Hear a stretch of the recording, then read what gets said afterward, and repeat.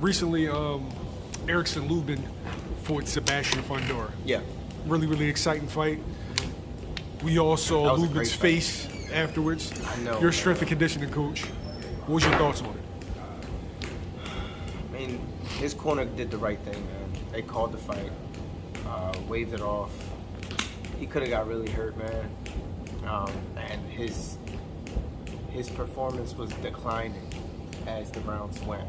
And even though he was ahead on the scorecards, he was still declining. Like with his nose being broken, I thought his orbital bone, his cheekbone was broke, but apparently that's not what happened. So it was just his nose being broke and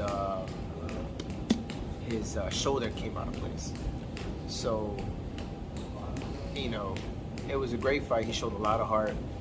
You know, I'm just glad he's okay. He was able to, you know, make it out safely, and you know, I just wish him a speedy recovery, man. I mean, he took a lot of punishment in the fight. Some people disagreed with the stoppage. Nah, then fuck him.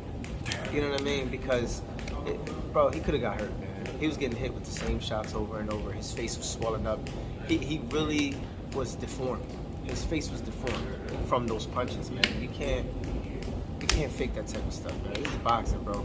A lot of people would say that it would be a wrong stoppage if they never been in there and got punched in the face by multiple times. You know what I'm saying? Like, nah. At the end of the day, we're not here to hurt each other. It's just a business. Can you recover from a beating like that? Yeah, you can. You can. Of course you can. The good thing is that his nose was just broke, and you know, so it can take a mental toll on someone rather than a physical toll. Physical toll present, but later down the line, it can take an emotional and mental toll on someone to not take it as punishment like that, and then you start fighting scared. You know what I mean? That's the one thing I was wondering, right? Mm-hmm. Which one? Of mental or physical would be the most affected by a performance like, I don't want to call it a beating because I feel like it was disrespectful. Yeah. But like, which one? I mean, physical beatings you go through in sparring, you go through in training camp. You know, physical beatings can come from just abusing your body. You know what I mean? You just overly working, you're going right there. But when it comes to mental develops into so many other fields. It'll branch off into, it'll permanently mess with you. You know what I mean? So that's why a lot of people, when we talk about sports, they say it's 80% what? 80% mental. So if something is mentally wrong with you, you can't stay focused, you can't train, you can't pull the trigger on certain things because it's taking a toll on you mentally. It could affect you outside of the sport. It could affect you inside the sport. It could do a lot to you. Having a healthy mental and being in a healthy mental state is so paramount. Okay. Where do you think Lubin goes from here? You know what? That's something he will have to discuss with his family and take some time and, recollect what happened.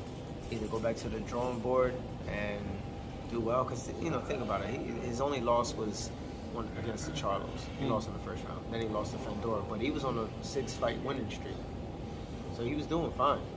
So, but it's how he feels mentally after the fight. You know what I mean? He could have went with a different game plan against Fundora. You know what I'm saying? But I'm just glad he's okay. Okay. Last question in regards to this. Can anybody beat Fundora at 154 pounds? Yeah, man. You know what? Give Ray Robinson in. Give Ray Robinson to fight Fundora. Ray Robinson will stop Fundora. Oh! That's what I'm playing, man. Ray was stabbing. I would like to see Jared Hurd fighting because he's a great inside fighter. So that'd be nice to watch. I think Charlo, that's not even, that's a mismatch. But Fundora's all right.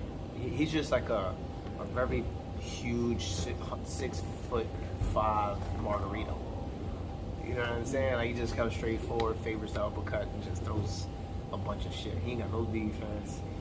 Nothing. He just throws a lot of punches underneath. He lands them because people are there to get hit. But if he would have kept hitting, turning, kept him turning, worked the body, come up top, it would have been a different fight. See how it goes. Okay.